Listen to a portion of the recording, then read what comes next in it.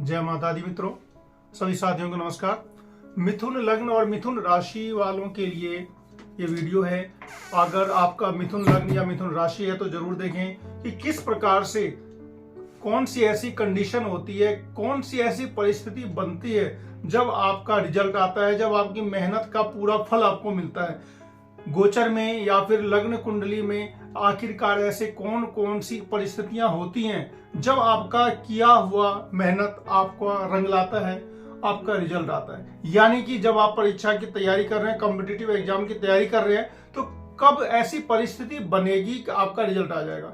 मित्रों, इसके लिए पहले अगर आपके पास अपनी कुंडली मौजूद है तो आप जरूर देख लें कि उस कुंडली के अंदर में कुछ बातें मैं आप लोगों को बतलाने वाला हूं, उसको आप मैच करा लें। अगर वो मैच हो जाती है, उसके बाद गोचर में कब वो परिस्थिति बनेगी वो भी मैं बतलाऊंगा। तो उस परिस्थिति में ये होता है कि जब आपकी कुंडली में वो योग है और वो गोचर में जब बना तो 200% परिस्थिति आपके लिए अनुकूल हो जाती है। और अगर आपने मेहनत पहले से की हुई है, एग्जाम दिया हुआ है, तो उसका रिजल्ट आ जाता है। तो मिथुन लग्न के अंदर आपका जो लग्नेश होता है वो बुध होता है। मैंने पहले भी हमेशा बतलाया कि लग्नेश हमेशा मजबूत होना चाहिए, स्ट्रांग होना चाहिए। तो लग्नेश बुध हो जाता है। तो बुध का अगर किसी ना किसी प्रकार से, अगर मैंने ये बनाया हुआ है, आप देख सकते हैं इस कुंडली के लिए, अगर ये बुध है, आपका लग्न का स्वामी बुध है, और अगर इसका संबंध आप देख सकते हैं, मैंने लगा दिया है डिस्प्ले में कि बुध का संबंध अगर शुक्र से बने, क्योंकि शुक्र आपका 5th हाउस है यानी कि त्रिकोण है, और बुध का संबंध अगर शनि से बने, क्योंकि शनि भी आपका त्रिकोण है, और 10th हाउस जो होता है वो रिजल्ट का मालिक होता है यानी कि वो बृहस्पति है। इन सब के बीच में अगर आपकी कुंडली में, अपनी कुंडली आप देख सकते हैं, अगर उसके अंदर इस प्रकार का किसी भी प्रकार का अगर रिलेशन बना हुआ है, यानी कि बुध और शुक्र एक साथ बैठे हैं, शनि और बृहस्पति एक साथ बैठे हैं, या फिर शनि और बुध एक साथ बैठे हैं, या फिर ये सभी प्लैनेट एक दूसरे को देख रहे हैं। देखेंगे कैसे? या तो एक दूसरे से समसप्तक योग बनाए हुए हैं, यानी कि अगर शनि बैठा है जहां, उससे 7वें घर में बुध बैठा हुआ है, शनि जहां बैठा हुआ है उसके 7वें घर में बृहस्पति बैठे हुए हैं, यानी कि किसी न किसी तरीके से बुध, बृहस्पति, शनि और शुक्र, इनका दृष्टि संबंध हो, युति संबंध हो, या फिर एक म्यूचुअल होता है कि एक दूसरे के घर में जाकर के बैठना। तो मित्रों, अभी अब अगर मैं भी देखूं गोचर में, तो अगर आपकी कुंडली में इनमें से किसी न किसी प्रकार का 2 या 3 प्रकार का भी योग है, और निश्चित रूप से रहता ही है, ऐसी बात नहीं है कि जब आप तैयारी भी कर रहे हैं तो इसके पीछे का रीजन ये है कि आपकी कुंडली के अंदर ऐसे योग हैं, तभी आपके अंदर प्रेरणा आई है कि आप उसकी तैयारी करें। बात ये आती है कि आपका रिजल्ट कब आएगा।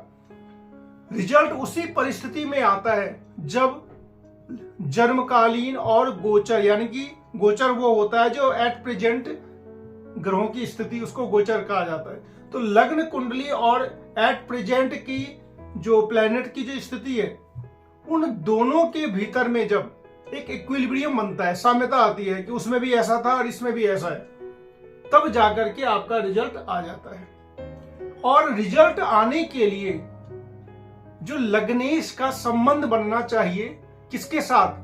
भाग्य के स्वामी के साथ और रिजल्ट के मालिक के साथ। यानी कि लग्न का स्वामी आपका कौन है? बुध है।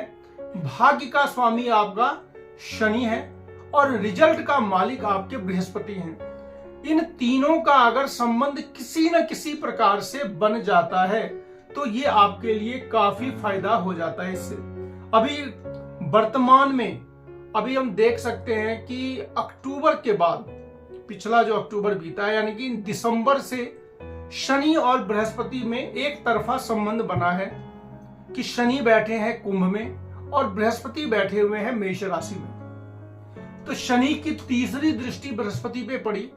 तो शनि और बृहस्पति का जिनका जन्मकालीन कुंडली में अगर किसी न किसी प्रकार से संबंध बना होगा, तो निश्चित रूप से इस पीछे के जो मैंने 2-3 महीने बतलाए हैं, इसमें इनको नौकरी में सफलता मिली होगी, सरकारी नौकरी में सफलता मिली होगी।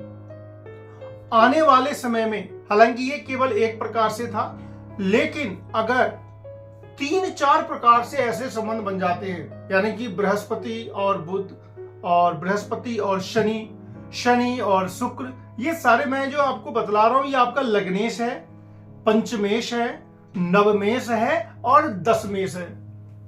यानी कि लग्नेश का संबंध किसी न किसी प्रकार से अगर त्रिकोण से या 10th हाउस के लॉर्ड से हो जाएगा, आपका रिजल्ट आ जाएगा।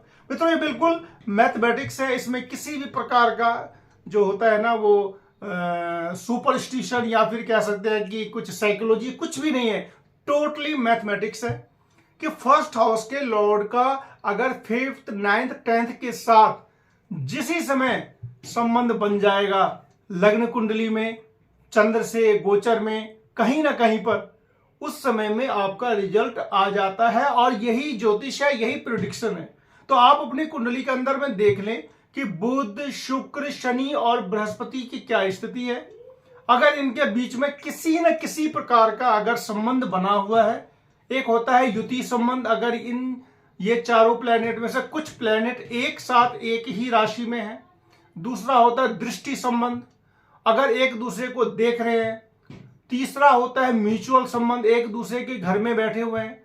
तो इस तरीके से आपके लिए प्रोबेबिलिटी बहुत ज्यादा हो जाती है और गोचर में ऐसा संबंध जब बनेगा तो आपका रिजल्ट क्लियर हो जाएगा, आपका रिजल्ट आ जाएगा, आपको सफलता मिल जाएगी। मित्रों आगे अगर मैं देखूं कि अभी आने वाले समय में 2024 में क्या स्थिति बन रही है, तभी मैं फिलहाल आपको 20 मार्च 2024 के लिए बतला रहा हूं। यानी कि 20 मार्च का मैं बतला रहा हूं, इसमें यह हो जाएगा कि पूरे मार्च का कवर हो जाता है कि मार्च के अंदर क्या स्थिति बन रही है। इसमें आपका शुक्र और शनि एक साथ हो जाएंगे। मैंने पहले भी बतलाया कि शनि और शुक्र का अगर कहीं पर में संबंध बनेगा तो ये आपके लिए फायदा होगा। साथ ही साथ छठा भाव जो होता है वो नौकरी का होता है। छठे भाव का मालिक जो मंगल है वो उच्च हो चुके हैं, ऑलरेडी उच्च है और उच्च का फल उन्होंने देना शुरू भी कर दिया है। बहुतों को इसका फल मिल भी चुका है और आगे भी मिलेगा। तो सोच सकते हैं कि शुक्र, शनि और मंगल एक साथ 9वें भाव में है, बुधादित्य योग लग गया, यानी कि मार्च का महीना काफी अच्छा है।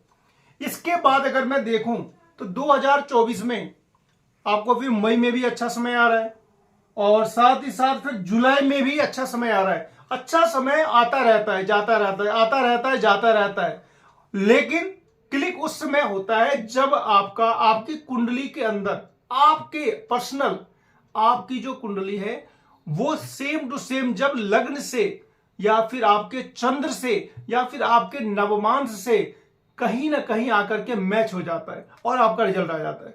तो ये सारी बातें मैंने मैथमेटिकल चीजें बतलाई।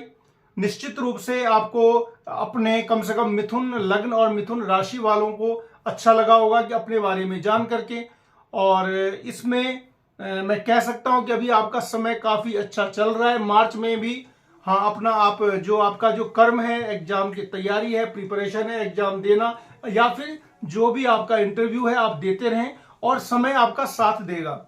मार्च से लेकर के जुलाई तक के बीच में, जुलाई में भी बहुत अच्छा समय बन रहा है क्योंकि जुलाई में यह हो जाएगा कि गुरु की दृष्टि बुध पर पड़ेगी, शनि की दृष्टि गुरु पर, गुरु की दृष्टि बुध पर, मतलब 200% वाली स्थिति जो कहते हैं वो बन जाएगी। यानी कि इसमें सरकारी नौकरी, मनचाही नौकरी, जिस नौकरी के लिए आप प्रयासरत हैं वो नौकरी आपको निश्चित रूप से उस टाइम में मिलेगी। आपको करना क्या है, लग्नेश आपका बुध है। अगर सामान्यतया बुध ही एक ऐसा प्लेनेट है जो अधिक समय में अस्त रहते हैं क्योंकि वो हमेशा सूर्य के साथ रहने के कारण एक विशेष अंश पे आ जाने के बाद अस्त हो जाते हैं। तो बुध अधिक समय अस्त रहते हैं।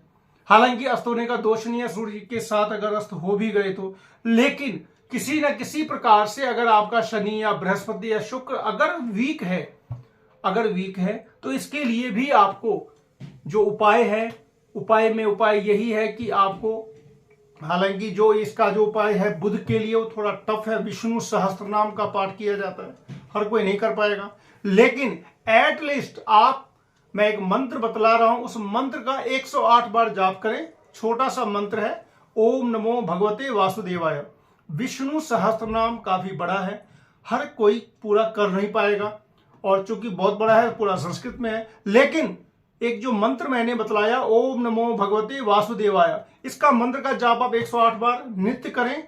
और इससे क्या होगा, आपके कुंडली के अंदर में जो बुध का या फिर बृहस्पति का या शनि का जो कुछ प्रॉब्लम है, यानी कि जो प्लैनेट अगर आपके वीक हैं तो वो ठीक हो जाएंगे। और वैसे भी अभी आपका समय मार्च से लेकर के जुलाई के बीच में कहीं ना कहीं हर हाल में सफलता मिलेगी। अगर आपका बुध कमजोर है तो आप पन्ना धारण कर सकते हैं कनिष्ठा में।